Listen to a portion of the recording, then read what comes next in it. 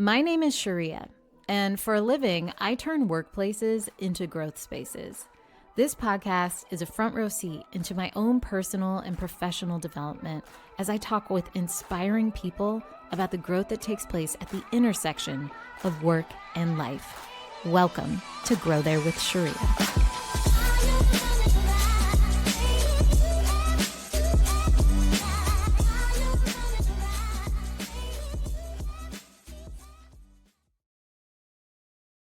If you follow me on LinkedIn, and I hope you do, you know that I talk about play fairly often. At least in the summer months, almost every summer, there is a long post from me about all the things that I did that summer in the spirit of play, whether it's playing tetherball, whether it's playing pickleball, whether it's hanging out with my friends' kids and jumping on trampolines, or whether it's creating arts and crafts with my friends' kids. I love to play hard. And I'll be honest, as an adult, sometimes I have to remind myself. In fact, there are moments when I feel like I'm getting a little in the muck of things. And I think, it's been a long time since I've had a play day. And to me, play is so essential. It's essential for innovation, which is something I talk a lot about, how we create cultures of innovation. And you cannot do that without play. But it's also, in my opinion, just essential for joy and vitality in this life, and not something that we should leave behind in our childhoods, but something that we should be bringing with us wherever we go. And I'm so excited about today's guest because she's basically an expert in play. So let's get to it. Piera Gelardi is a creative entrepreneur, speaker, and artist, passionate about bringing play into every room she enters. She co-founded the influential media brand Refinery 29 and its magical pop-up 29 rooms, earning recognition as one of Ad Age's 50 most creative people and Entrepreneur's 50 most daring entrepreneurs. Through her new company, Numa Luma, and her energetic keynotes, Piera helps people unlock their creative superpowers. When she's not playing professionally, she loves hosting noodle and doodle nights, throwing spontaneous dance parties, and of course, making up songs with her daughter, Viva. Piera has a new book coming out. It's called The Playful Way, and it is available today. It is out. You can go and order it, pick it up at a bookstore. You are not going to want to miss it. So it's time to play and grow there with Piera Gelardi. Piera, I'm so happy you're here. Welcome to the podcast. Well, Oh my happy gosh. to This feels like a long time coming. I know we met a couple of years ago and you were really starting to build this thing that you're now truly like about to launch into the world. And it's so amazing to see you birth this new thing out into the world. I can't wait to like dive into it. I'm so excited. Yeah, I think I talked to you when I was first like noodling with the ideas, and yeah, we were fellow play people. So Yeah. Yep, well, here we are. It's Oh happening. my gosh.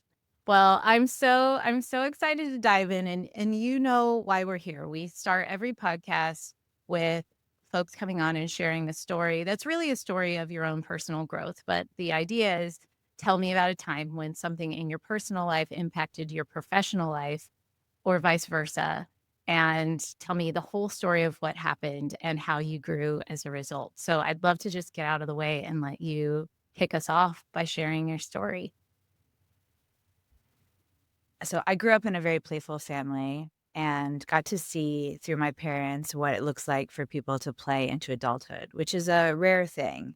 And I Mm. saw my parents use play in my dad in his business as an entrepreneur and an engineer, like who's always tinkering and inventing, how he Yeah. used his curiosity and his experimental mindset to get those things done. And then how he also translated that into the kitchen and, cooking. Mm. I saw how my mom used wonder and awe as a way to move through illness that she lived with and Yeah. through grief. And so, and her creative expression, how creative expression for her was just part of her wellness practice and was something that she did just for her. So I got to see that like through my parents. And then when I went out into the world and I came to New York to go to art school, that playful spirit was very much part of how I existed. And I went to art school, which is really all about, honing those playful skills of Mm. experimentation, curiosity, and expression. So those were all like so core to who I am, how I operate. And when I was 24, I was working at a magazine, but I started Refinery 29 really as a side project. I didn't actually know that it would go anywhere, but I was following my curiosity and was Yeah. very inspired by the independent designers and boutique owners in New York. And this wanted to create something that was an expression of independent style, of different, looking at style not through the lens of rules and wear this, don't wear that, but through the Mm. lens of expression and identity. And so when I started the company, all those playful skills that I had were really helpful in a startup, right? Because you're Yeah. trying things, you're failing, you're learning. It's all tinkering, and it's Yeah. all, it's all play. And, I was so passionate too about like the creative expression and helping our audience to tap into their own creative expression. So things were going great and the company was growing, and then it grew and it grew and it grew. And finally we got to this point where we're hiring all these, more corporate people that come from more traditional backgrounds. They have great, credits to their name. And they started coming and just bringing a different kind Mm. of G. And they were much more zipped up in their serious suits. They Mm. were speaking in these acronyms that I didn't understand. They were saying things that I didn't understand. And I started to feel like the art school kid at the adults table.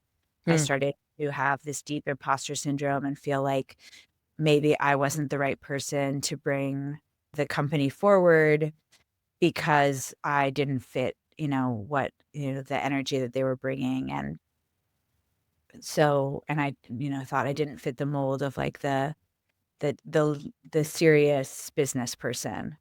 Mm. And so I started to actually pack away some of those playful qualities. I didn't want to ask questions because I didn't want it to be so obvious that I didn't know what was going Mm. on.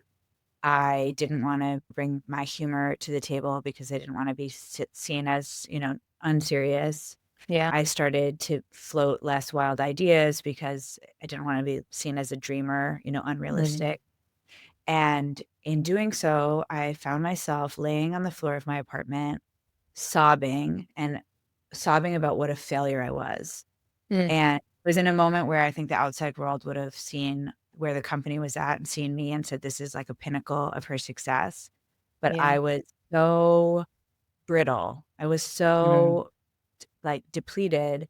And in that moment, I also wrote this list of 9 ways that I was failing. And I wrote that I was failing as a leader. I was failing, in these creative projects that I was leading. I was failing as a friend because I wasn't available for my friends. I was failing in my fertility because I didn't have time to go to my appointments and figure out what was going on with my Mm. body. There's this whole list, all these ways I was failing.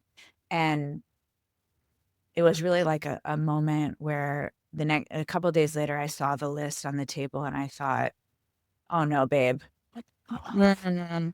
Mhm. this is not it. But in that moment, I really thought I was not the right person for my company. I was thinking like, I'm going to Yeah. Yeah. resign. And I had all these thoughts. And then I realized that I was overworked and underplayed. And Mhm. fortunately for me, I was Mm. working with a coach at the time. Yeah, I was Love overworked, that. So good. I was working with a coach at the time and I was telling her what was going on and how I was, hitting this point where I felt like who I was up to that point wasn't going to get me to the next point. And she said, why do you think that the qualities that got you to this point where you're actually able to hire all these incredible, like qualified people from these corporate backgrounds, why do you think that she can't get you to the next place? Why do you think you have to become someone else to get there? And she said, what if you lean into the qualities that got you here? And so we talked about what are the qualities that got me here. And it was, my curiosity, my experimental mindset, my creativity, my playful Yeah. spirit. And so she said, I'm going to give you a challenge. Like, what if you intentionally lean into those and see if they can help you to grow? And Yeah. so with curiosity, I was scared to ask questions in meetings because I thought I would be laughed out of the room when everyone Mhm. saw that I didn't know what was going on. So I said, okay, challenge accepted. And I went into these meetings and I started asking questions. Mm. And I thought people were going to snicker at me and shake their head. And what actually happened was people started to lean in to hear the Mm. answer. And people came up to me after the meeting and they said, thank you for asking that question. I had no idea what that person was saying. And so what I realized was as I leaned into these powers of play intentionally, not only was I helping myself to get answers, to learn, to grow, but I was helping the people around me who were too scared to be vulnerable enough to do the same. Mm. And so that was a huge unlock for me. And it was a moment where I realized that those powers of play were superpowers and that I could Yeah. use them as my superhero cape to fly into these new situations, you know, that were uncomfortable, that were unfamiliar, but where they actually could help me to grow to the place I needed to grow to. Wow. This is truly such a beautiful story, and I know that the moment you said the words overworked and underplayed, people listening are gonna be like, "Woof, I am that," because I think it is so prevalent that people are underplayed and underexposed to their own like, the version of themselves that still lives and breathes inside of them, looking for the opportunity to to to play again, to come alive again. And I think it's so powerful to have a coach come alongside you and say, "No, you actually need to double down on the very things that make you different, that make you creative, that make you push the boundaries because you're not trying to fit in anyone's box. You're trying to enjoy the you're trying to live into the pure joy, bliss, and curiosity of play. And I think that is just so beautiful. I'm curious when you started talking about your parents modeling the way of play. And I do think that's really unique. And Mhm. I'm just curious, as you have a family and it's you have now thought about how to continue that legacy of play in your personal life. I'm curious how you've done that, like how you are keeping that part of like the legacy really of your family. Yeah, it's definitely a huge part of how I parent. I think one example is I sort of see in any situation we can take the pressured way or the playful way. And the Mm. pressured way is when we're white knuckling our way through, we're fighting against the problem or the change that's in our way. We are trying to control the outcome. We think there's one right answer. Mhm. And the playful way is when we're looking at the problem with curiosity, creativity, and openness. And we're in that more experimental mindset. We realize that there's many ways to handle it Mhm. and well to kind of find the levity within the situation. And Yeah. so in parenting, you face so many situations where it can go quickly into a power struggle. Mhm. So for example, there was a period where my daughter really didn't want to take a bath and she fought me every night on taking a bath. Mhm. And the pressured way is just like, it's my, how dare you, take a bath. I'm the parent. Get in the bath. Yeah. It's that disciplinarian approach, and, I mean, to be honest, there were moments where I tried that because that's sort of like Sure. how we're conditioned, right? Then we're in a power struggle, and then, maybe she takes a bath, but afterwards, I feel horrible about how we got there, Mhm. and it's not how I wanna show up, and she's in tears, and I feel like a schmuck, it's, like, no good. So the playful way is like, I'm like, "Okay, you don't wanna take a bath? No problem. Why don't we have a pool party?" Mm. And I have a pool float at the house, so we, like, throw that in there, or, Yeah. "Why don't we take a disco bath?" And I put on music and, like, turn the lights down.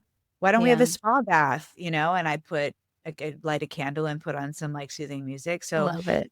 it's just knowing that there's not one in parenting, it's like knowing that there's not one way to get something done, and that when we bring a little bit more silliness and play and Mhm. curiosity to the table, we can still get to the same outcome, but we both feel better in the process. And it's also creating memories. Like when we Yeah. infuse the things, that's, when I think about my friendships, like what do I remember with my friends? It's those inside jokes, Mhm. it's those misadventures, it's the silly moments that we really connect on a deep level, like that's Yeah. beyond just the catch up or just the day-to-day Yeah. day-to-day stuff. So, yeah, in parenting, it's really for me about, yeah, bringing knowing that I can always choose the playful way to get something done when Mhm.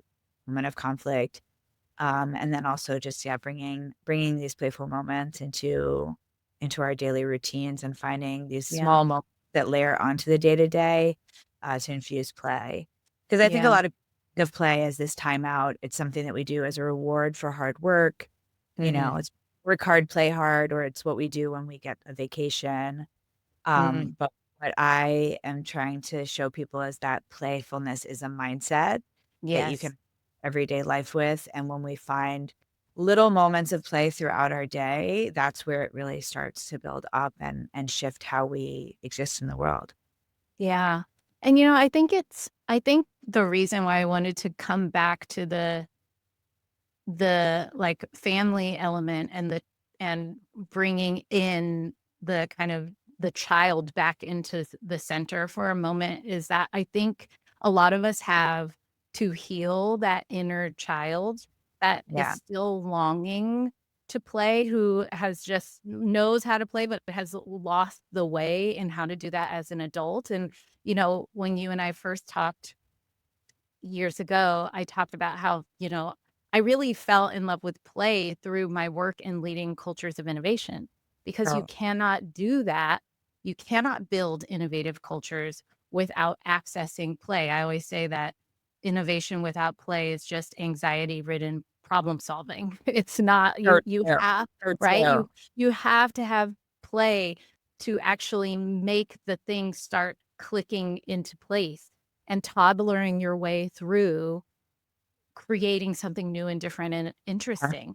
And I think part of that innovation work often is healing the inner child who has lost access to play. And I think Yeah. that's what's so brilliant about what you're doing is it's not just good for the human spirit to get ourselves into the place of play. It's good for business. It's good for the growth of ourselves as like a society and in the business world. It's what will Yeah. drive innovation and push us forward. So I'm curious more your thoughts on that. I know you have tons. Yeah. So I often tell people, yeah, because we get conditioned out of play.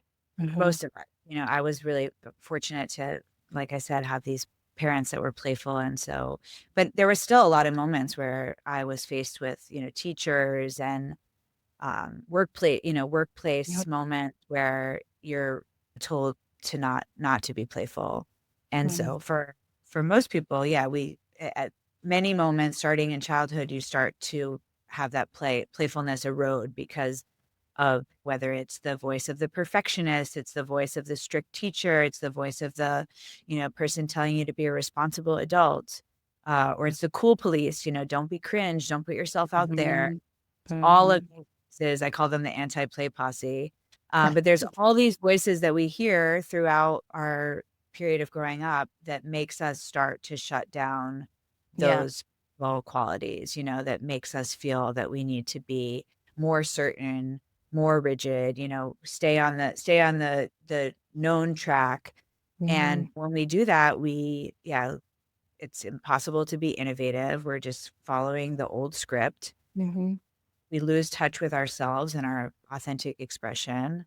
We lose touch with what we like, what intrinsically motivates us. I think a lot of burnout comes from like losing that playfulness and losing touch with our intrinsic motivation that makes us able to find joy and delight and curiosity in our day-to-day work. Yeah. Um, and so we lose that for a lot of different reasons. And yeah, as an adult, like, yeah, that's healing that inner child. And also a lot of people tell me they're not playful, and when I dig in, I find I find those little hints, those little places that they're playing. Yeah. So I usually tell people, like, one, go to the lost and found, go back to childhood, think about what are the things that lit you up, where you lost track of time, that you love doing.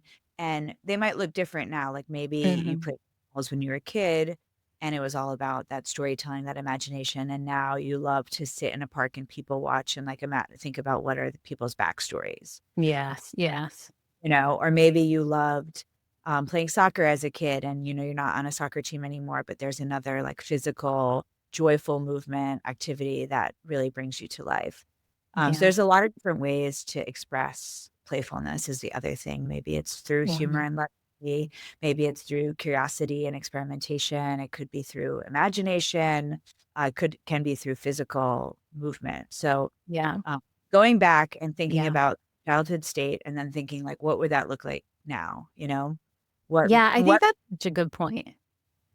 yeah. It's a good well, what I like about it is that I think sometimes there is an unconscious sensation that if you enter into a state of play, it's like regressive, like you're regressing to a more immature part of yourself. But I would argue that the most mature part of yourself is to be able is able to be so present and engaged in life that you see the the playful opportunities all around you. It really is a way of coming into the present and being there, you know? I have to point this out because I love one of the things you do on Instagram, and folks, you should definitely follow Piera, is the wonder walks, I think are just so brilliant. And there's something I think because I'm always trying to get people out just walking in general, I think it's medicine just to take a walk outside. But I love when you show the different ways that you do that. And I'm gonna mess this up, but sometimes you have like a color theme that you're looking for and capturing photos of, or sometimes it's uh um I was watching one the other day that was like about like not contrasts, but something like or things that are broken or like and look and finding the beauty in things that are a mess or broken or whatever. And just turning your brain on to see the world around you. Just that alone is playful and we don't even realize it. Absolutely. And that's a great example of like going back to the lost and found. When I was a kid, I loved beach combing. And so now as an Mm, adult, the version of that I do is going on these wonder wanders. I tell myself I'm looking for treasure, like when I was a kid. And I give myself sometimes I just look for delight and things that are interesting. I make a point to look up, to look down, to kind of mhm. inspect things on the sidewalk, the way that you would when you're little. Yeah, Um, and but sometimes I give myself assignments like today I'm going to look for shadows or today I'm going to look for a certain color or pattern or a sign. yeah. Maybe I'm asking a question, I'm looking for a sign. Mm, It is mhm. a way to re-engage with noticing, to find beauty and awe in the world, which has so many great mental health benefits. But it's Yeah, also it's just a very gentle way to open yourself up. And I live with depression, and so sometimes it's really hard for me to, you know, engage with life. It's hard for me to get out of bed, and so Wonder yeah, Wanders way that I use, it's like a kind of medicine for me when I am feeling depressed, to just see that life is moving, life yeah. is moving. There's so much richness and so much to discover in the world. Mhm. And it's also an antidote to the fact that we're just constantly like most of the time we're walking down the street looking at our phone. We're Yes. not, to just take that small moment Mhm. and try to instead of looking at your phone or instead of just zoning out, that you're going to Mhm. engage with the world and engage your powers of noticing is a very small, accessible way to be playful in the day to day. Yeah. Yeah, I think that's so beautiful, and I think another note I wanna make really quickly is I really appreciate your transparency around your own mental health that you live with, challenges that you might live with, and play not having to be not part of that. You know, like I think sometimes people think like, oh, if I live with depression or oh, if I live with anxiety, those things aren't for me. And I think it's actually the opposite a lot of times, honestly. And Yeah. I just really appreciate that it's not that you are holding that tension even in your own practice, and I think that makes it even more accessible to folks. So Yeah, yeah, well, we think of play as being that thing that's joyful, that's silly, Mhm. that we do when we feel good or when we're carving out that space to feel good. But, in the book, I really talk about how play is super powerful in those moments, like, I call it play with shadows. It's, like, Mm, really powerful in moments that are difficult because what a playful mindset is being curiously, creatively, courageously engaged with life. And yes. so it helps to bring us more deep engagement with ourselves and with our lives, with each other, with the world around us. And so, like, for example, today I was having like a lot of anxiety. Not to yap on about my mental health, but I also live with anxiety. So Listen. yeah, I was having a lot of anxiety and, was, like, having a moment where it was, like, felt kinda hard to function, and so I did one of the practices in the book, which is the flash expression. I just got a piece of paper, I drew, like, a cartoon of myself, and then I thought, "Where in my body is the anxiety, and Mhm, how would I describe it?" And so I drew, like, a scribble in my chest, and I said, electric wire tangle," is mhm. how and, it's just a small moment, but it's, rooted in science too, because it's Yeah, mindfulness, naming, yeah, you know, naming what you're feeling instead of trying to just, like, push your way through it.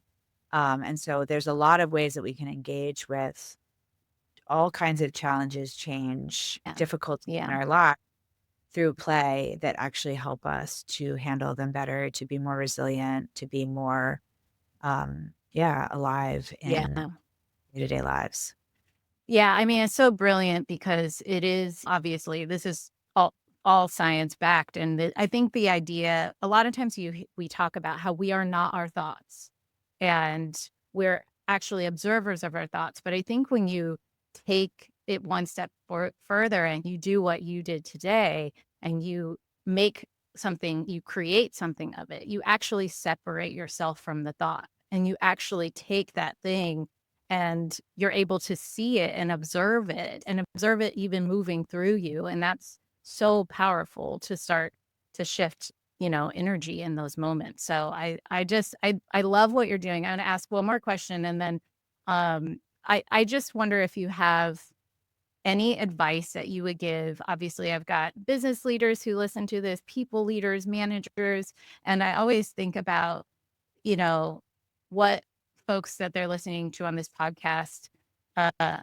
what you have to implant in them as they go to lead people and lead cultures. And so I'm curious if you were to give a piece of advice, what it would be around this topic. Yeah. I would say that play is not the antithesis of seriousness. Play is the thing that makes seriousness bearable. It's the thing that makes Yeah. us move through seriousness with resilience, creativity, and joy.